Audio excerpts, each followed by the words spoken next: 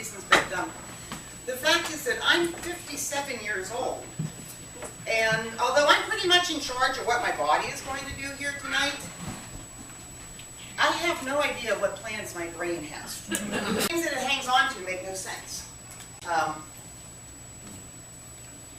You know, I never thought I'd be old enough to actually say this, and especially to say it in public, but I'm going to go ahead and say it anyway. What's the problem with kids these days? There, I said it. I claim my rite of passage to become an old fart. I don't care. Seriously, in just our own lifetimes, we have gone from children should be seen and not heard, to children can be heard, but speak only when spoken to. And now we have children that blog, tweet, Skype, poke, right on each other's walls and think the entire world wants to hear their opinion about everything.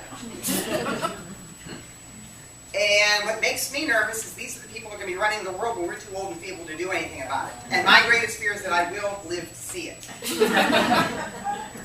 A very interesting example of this is a television show called Toddlers in Tiaras. Anybody ever see it? Yeah. Toddlers in Tiaras. For those of you not familiar with the show, it's about children's beauty pageants. And apparently the goal of the beauty pageant is to win the crown for Ultimate Grand Supreme. That's it. That's all one title. Ultimate Grand Supreme. For the love of heaven, how many superlative adjectives does one title need? So imagine it. You're 5 years old. And from amongst all these other children running amok in some shabby ballroom in some local hotel with a makeshift stage, temporary curtains, and plastic plants, you, a most wonderful, brilliant child, most amazingly talented child who's been all dressed up like Dolly Parton, bedazzled by a crack whore, you have just been announced the ultimate grand supreme. For the love of heaven, where do you go from there? I really think that the only people in our society who should be able to freely express their opinion are our beloved senior citizens. Right? And every family has one. You know, that aunt or grandmother or somebody that, does your family have one? Is it you? I'm asking. Yeah, boy, you sure got fat since we saw you dilly away. I thought your mother said you got a real job. I never thought I'd live long enough to see a daughter of mine shacked up with that jackass like a condom. Well, apparently you did. When I was younger, I used to think, how rude. But now that I'm getting closer to that age, I'm kind of okay with it. See, I think I am going to make a very dandy, cranky old lady. Leave me alone. There's nothing wrong with my mind. I still remember all the words to the Beverly Hillbillies. I'm fine.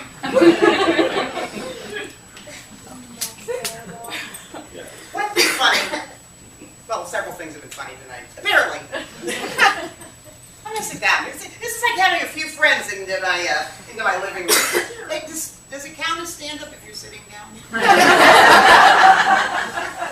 Okay, we're gonna see. As I was saying. Just kidding, I know what I'm gonna say.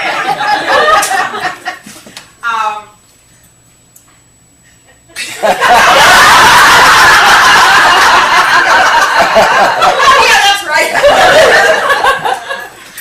If someone who had passed away even just a few decades ago would come back today and read some of the instructions and the labels on the things that we buy and the signs, that they would think we are the dumbest human beings who have ever walked the face of the earth.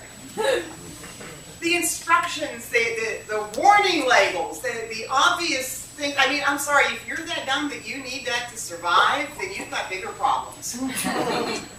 Even right here at South Park. I'm sorry, I love South Park, but the bathrooms over there, every stall has a no loitering. So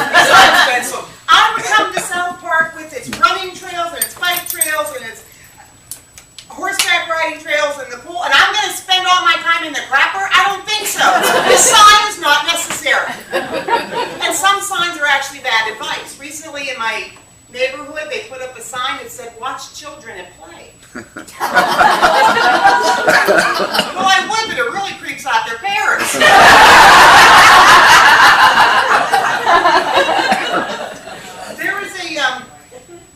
There was a sign in the post office. It said, "No dogs allowed except seeing eye dogs." So I guess if you were in the post office with your dog, you're okay, because you couldn't read the sign. There was a sign in a McDonald's that said, this is the truth. I mean, I can't make this stuff up. I just look at it and comment on it. It said, "Parking for drive-through only." I thought I made that decision when I went to the drive-through. Apparently, I still have to decide. So, I drove up to an ATM machine, and it was a new one, and there were braille bumps on the numbers and the function keys. And now, if you, at the drive-through ATM, if you need braille to do your banking, how did you drive by?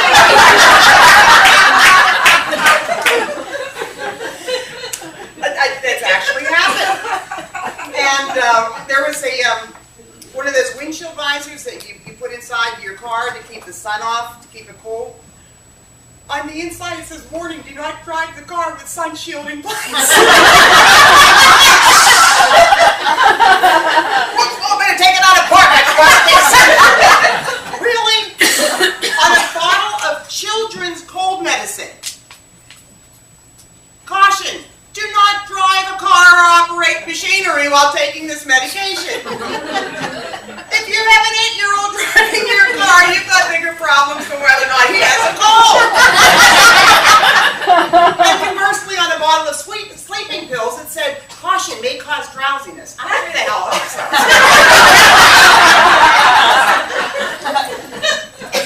One of my absolute favorites was on a box of a Ragu Express meal.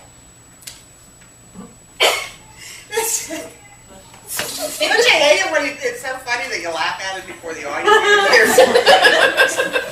It said, "Caution, bowl may be hot after microwaving."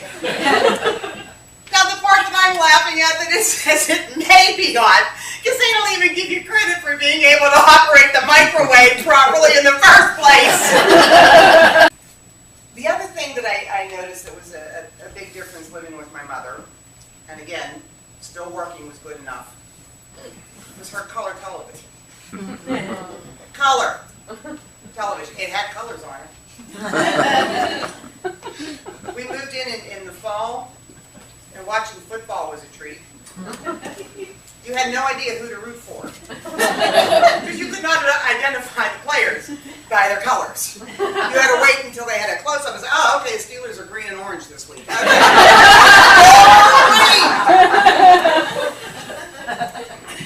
Years ago,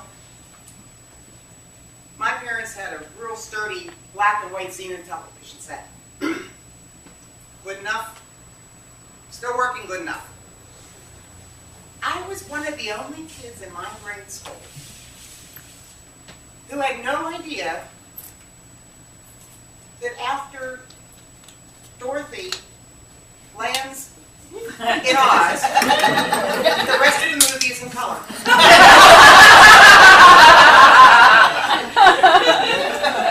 I thought the Munchkins were dressed in the same drab shades of gray as Annie M before the storm. I mean, I heard them. They were singing about, the Emerald City and follow the yellow brick road.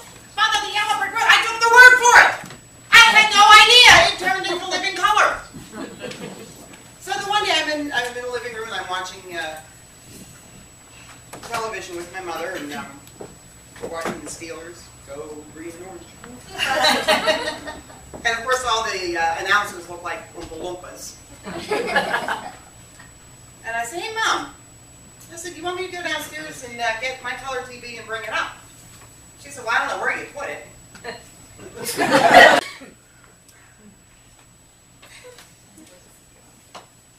funds for middle-aged sexual enhancement. What's with those two bathtubs on my Who dragged them out there? Is there water in them? How much fun can they be having? They're in two separate bathtubs. The bridges of Madison County. Now there's a middle-aged couple who knew what to do with a bathtub.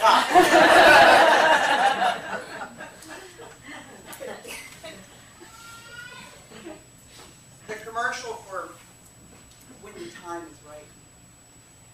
And it shows a lady and her husband, and they're painting their dining room.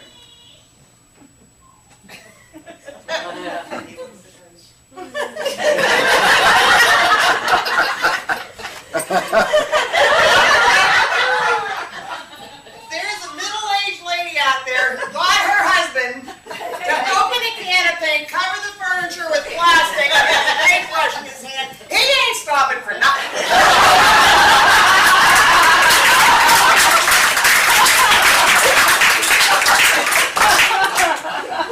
And if she does, and they come back down and she finds out that their paintbrushes are stiff and he's not,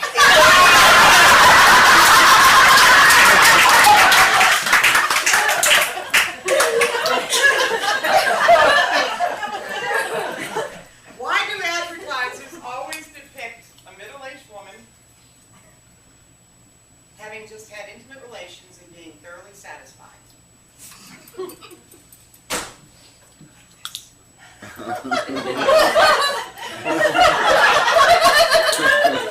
You have to imagine wind going through my hair.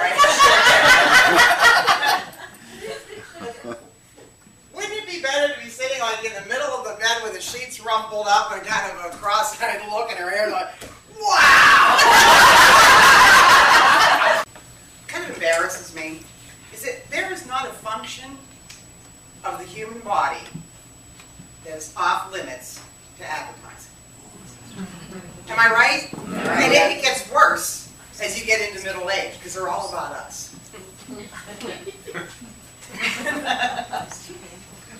I mean, it's bad enough to talk about them. Maybe that's a good thing, but my God, we have to sing about them. Gotta go right now. Gotta go.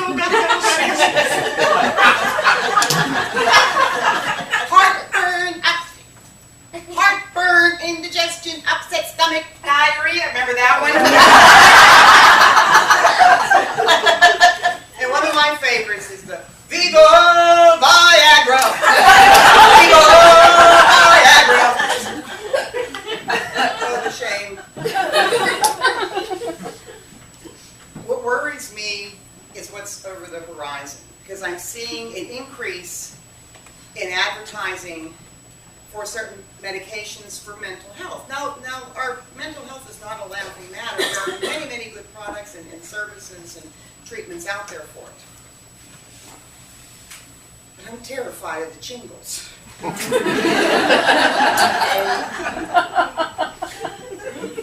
Suffer from paranoia? Who's that knocking at my door?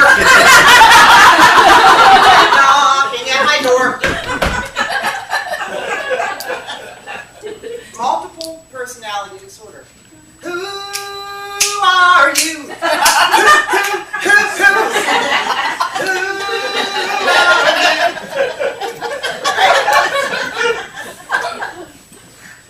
low self-esteem. Anything I can do, you can do better. You can do anything better than me.